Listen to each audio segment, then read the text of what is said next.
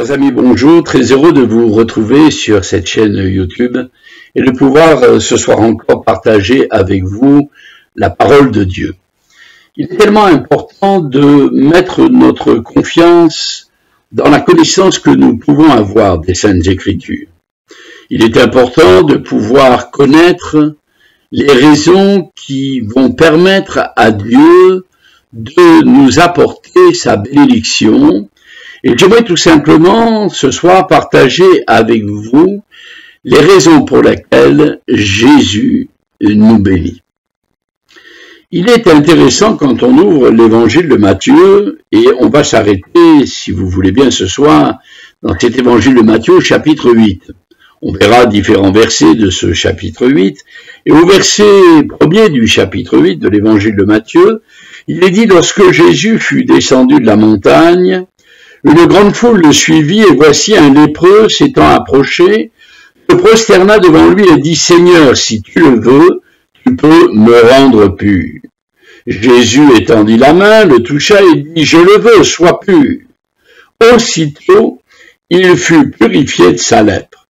Puis Jésus lui dit: Garde-toi d'en parler à personne, mais va te montrer au sacrificateur et présente l'offrande que Moïse a prescrite, afin que cela leur serve de témoignage. Très intéressant de pouvoir nous arrêter sur ce premier passage, ce chapitre 8 de Matthieu, qui nous montre là la guérison de cet homme lépreux. Et je dirais que lorsque nous regardons ça, nous pourrions dire, dans un premier élan d'enthousiasme, c'est certain, cet homme est béni à cause de sa lèpre, à cause de sa souffrance, à cause de sa maladie. Je me souviens, il y a quelques décennies de cela, alors que j'étais au Mali, à Bamako, j'avais été dans un des quartiers de Bamako où il y avait un village de lépreux. Et lorsque nous sommes rentrés dans ce village de lépreux, tout était barricadé, tout était fermé. Il y avait une barrière à l'entrée de ce village avec une guérite, un gardien.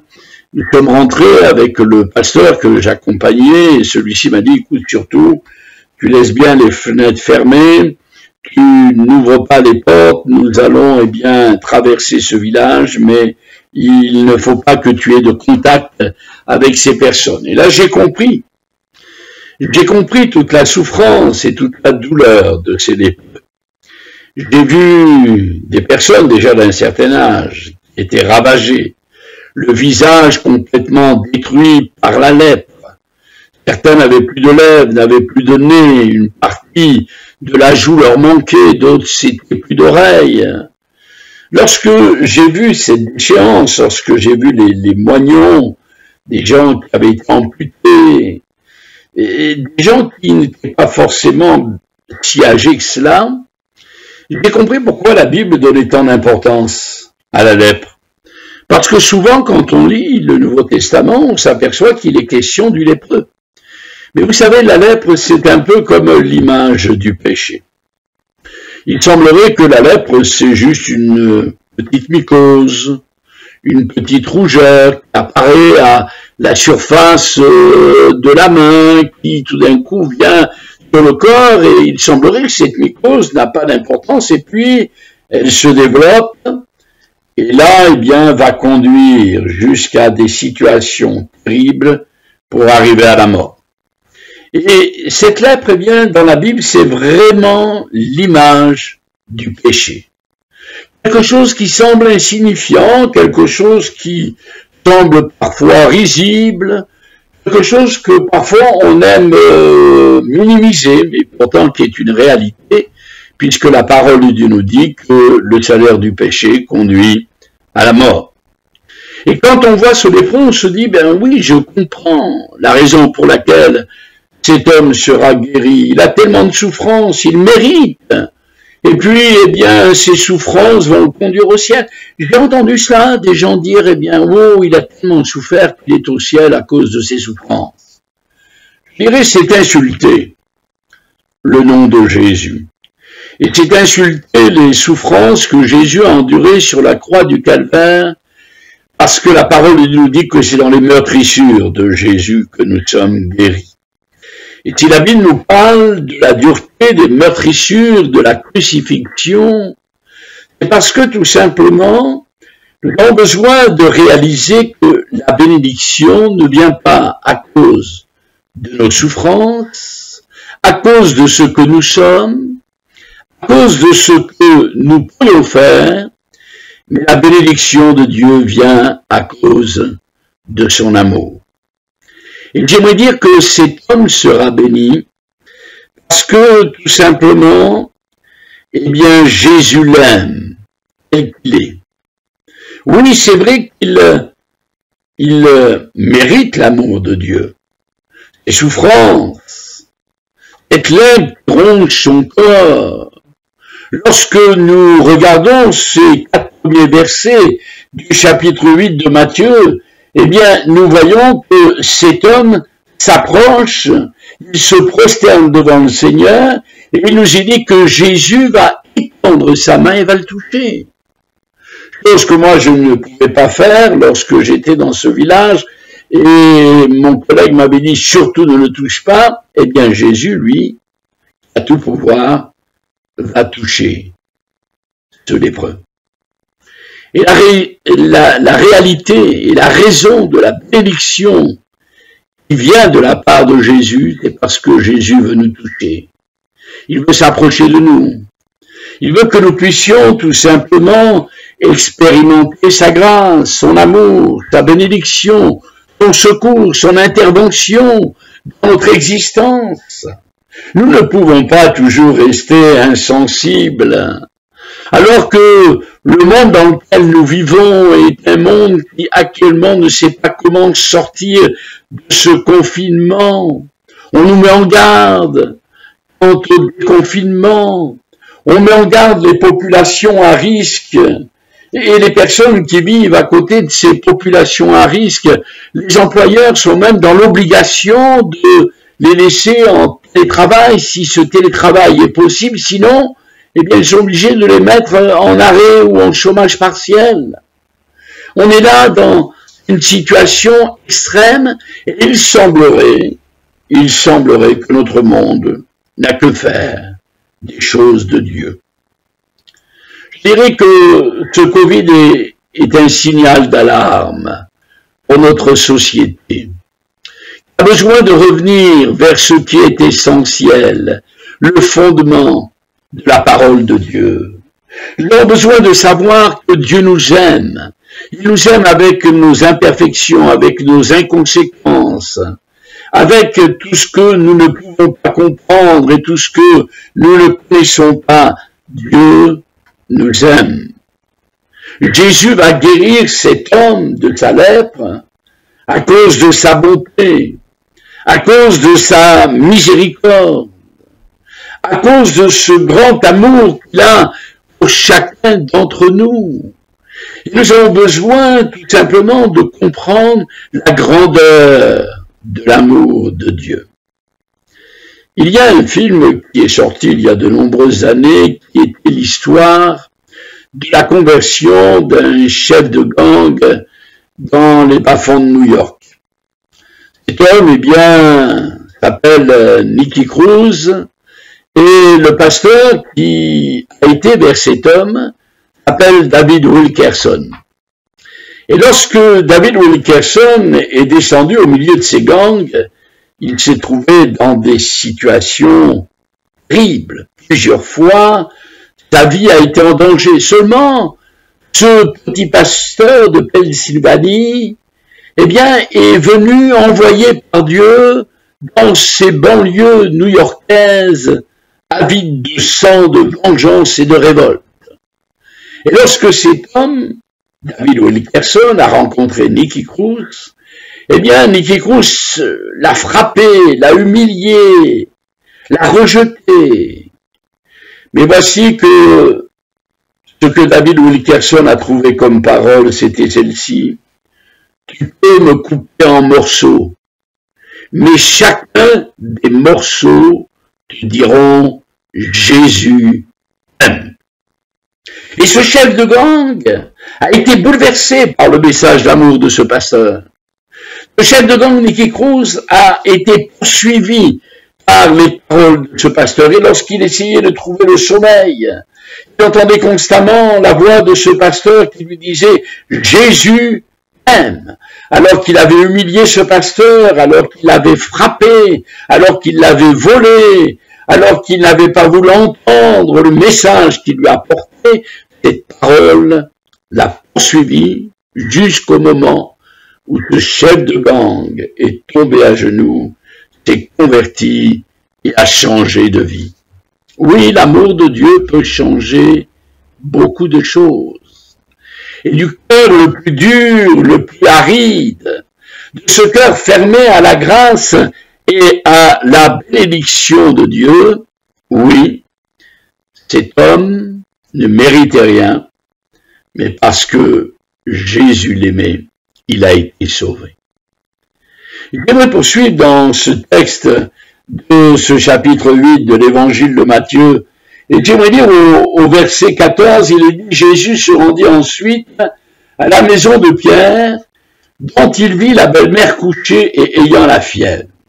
Il toucha sa main, et la fièvre la quitta, puis elle se leva et le servit.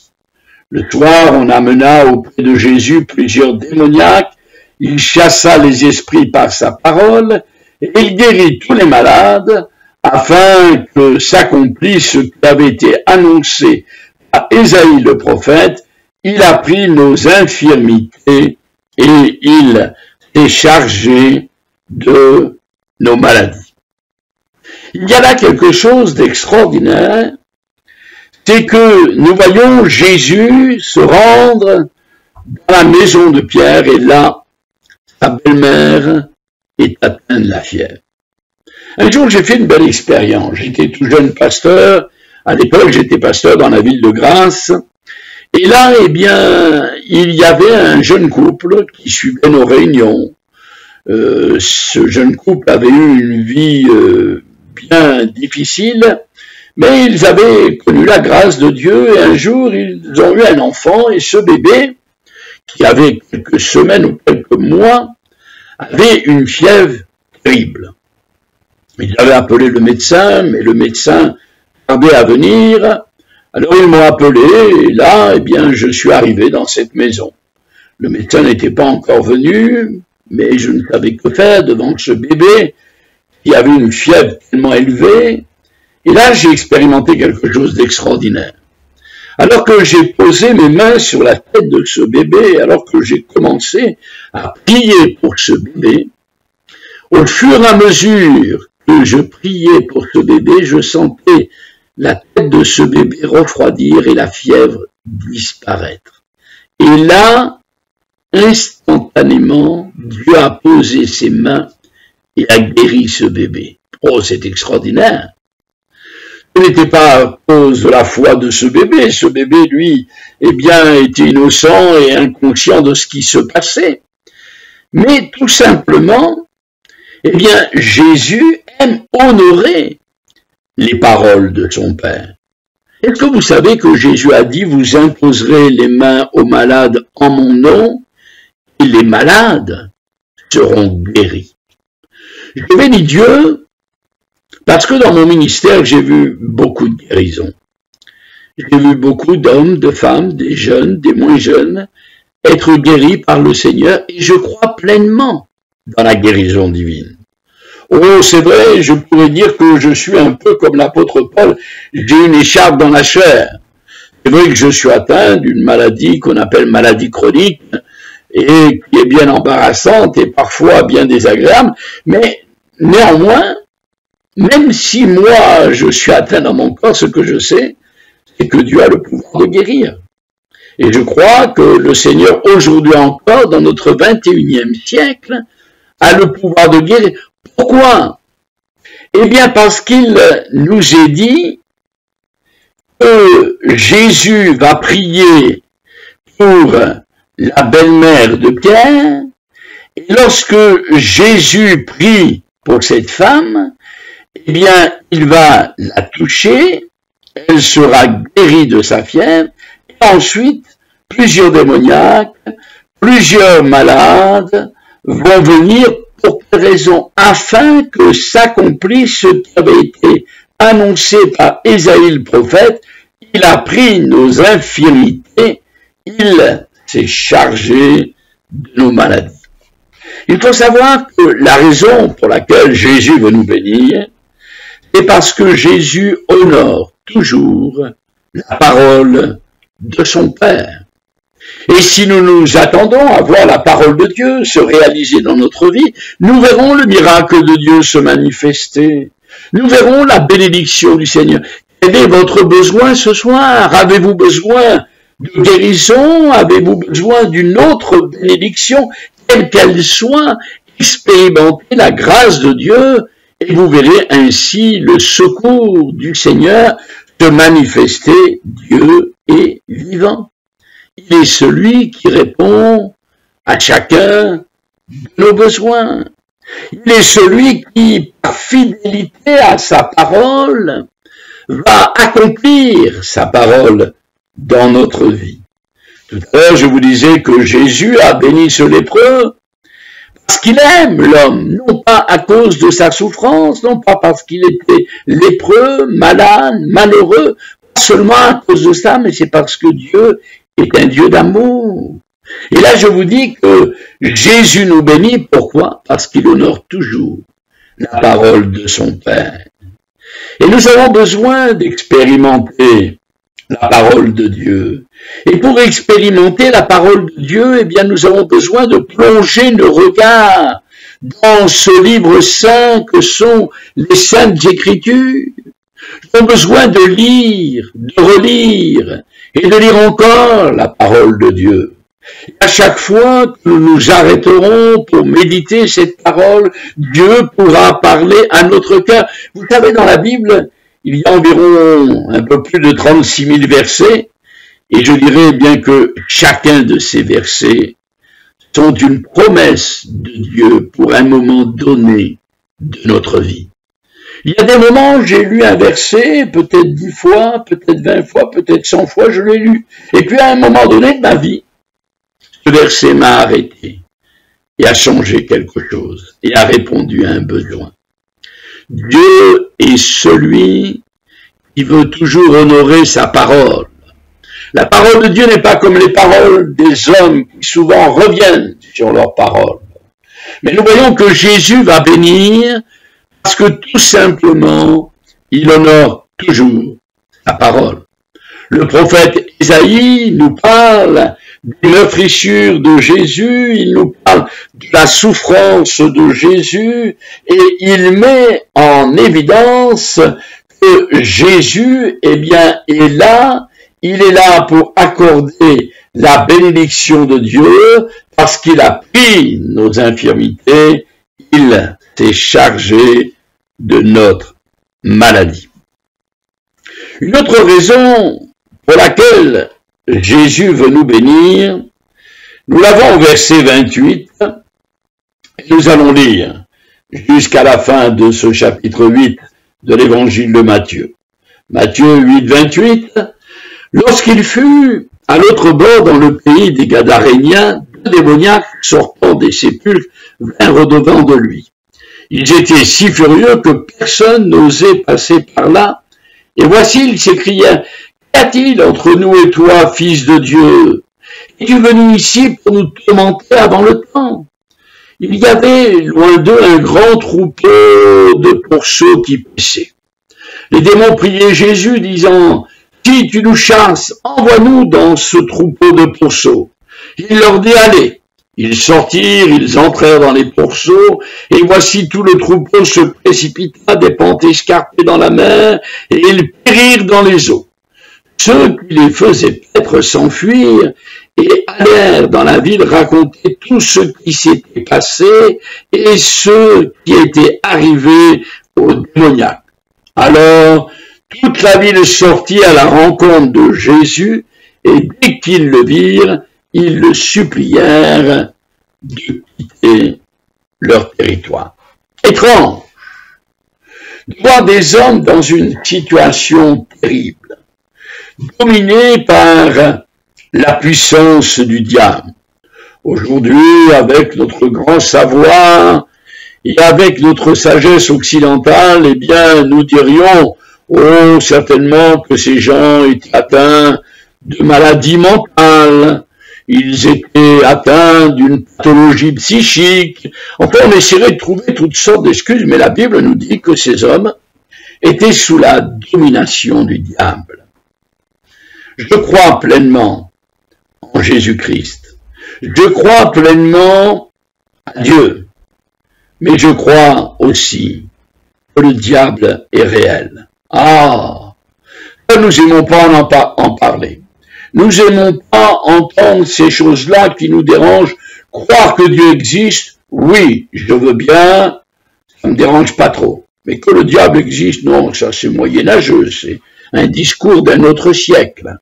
Et pourtant la Bible nous montre bien que cet ange déçu, ces puissances des ténèbres, eh bien, s'élèvent contre les anges de Dieu. Ce sont des dominations qui règnent dans les lieux célestes et qui veulent ainsi détruire notre âme. Jésus est venu pour détruire les œuvres du diable. Et c'est extraordinaire de voir comme Jésus va affronter le diable dans le désert. Alors que Jésus a jeûné pendant 40 jours et 40 nuits, à la sortie de ce désert, Jésus est au commencement de son ministère sur notre terre. Et là, le diable va essayer de le séduire. Il va le séduire par la parole de Dieu. Mais c'est avec la parole de Dieu que le diable sera contré. Et nous avons besoin, chers amis, d'être au clair sur toutes ces choses. Pour recevoir la bénédiction de Jésus, il faut que nous sachions que Jésus est venu détruire les œuvres du diable. Je crois que c'est important de savoir que Jésus a cette puissance contre les forces du mal.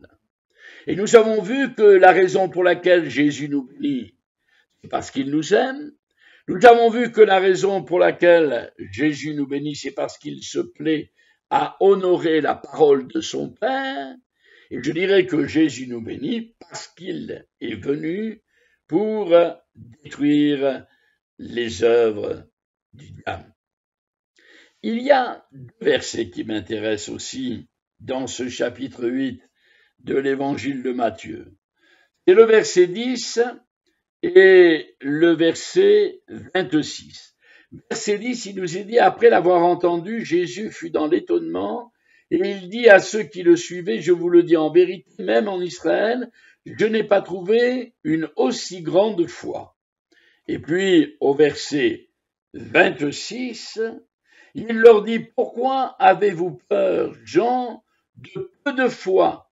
Alors il se leva, menaça les vents et la mer, et il eut un grand calme.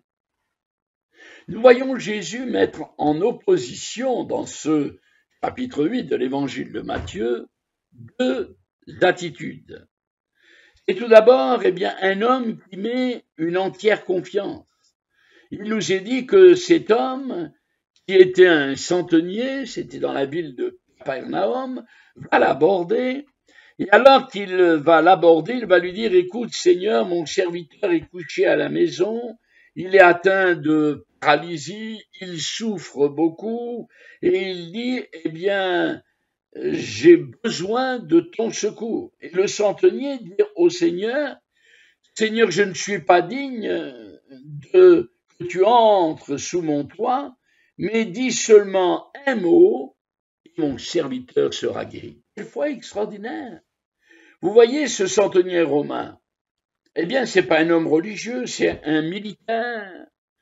C'est un homme, qui a sous ses ordres des soldats.